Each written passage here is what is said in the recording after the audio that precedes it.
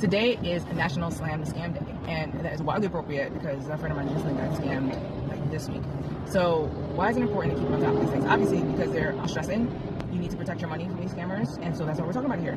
Now, what happened with her was that the bank called her and said that she had fraudulent charges on her account. She logged into the account and saw there was fraudulent charges on there, and so therefore proceeded to continue with the ruse, right? Now, on top of that, they were telling her she needed to go to a particular bank to withdraw money and then go to Walgreens and put money on the card. It was like step by step, right? They don't give you all the whole thing at the beginning, which is why I think if, obviously, well, I don't say obviously, but if someone introduced the idea of like you're gonna put your money on a Walgreens card straight away, you probably wouldn't fall for it. But there was a string of circumstance that made her more vulnerable at the time, despite the fact that she's not that old, right? Most people assume that it's old people that they're getting these scams, but they're getting clever. That's all I'm saying. Okay, so what do we do when the bank calls? Okay, when the bank calls, you say thank you very much for letting me know, and you don't have to say all this if you don't want to. Say thank you so much for letting me know. I'll call you back, and then you're gonna call back on the number that's on your card or in your bank app, right? Even if when that bank calls you, it looks like the same exact number that's on your back of your card, just hang up and then call your bank directly, okay?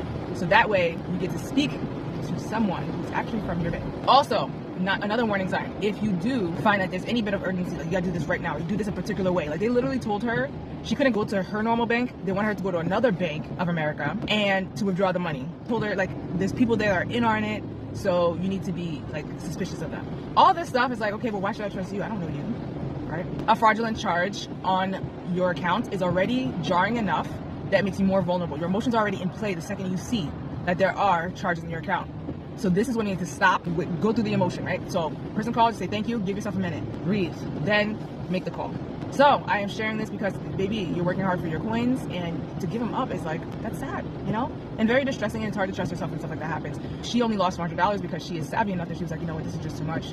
I'm just gonna do what I need to do, and went to her bank and got it squared away. So, but people were losing thousands, tens of thousands. I've had a patient tell me he lost hundreds of thousands of dollars with these scammers. So be alert. And then lastly, you watch this video, right? Share it with a friend. Warn your mom. My mom is so good at this now. Like whenever she gets a text message or email that's like funky, she'll just forward it to me. Like, what do you think? If you get a funny call, funny message, call a friend. What do you think? And just take a beat. Protect them coins. All right? Hope that helps.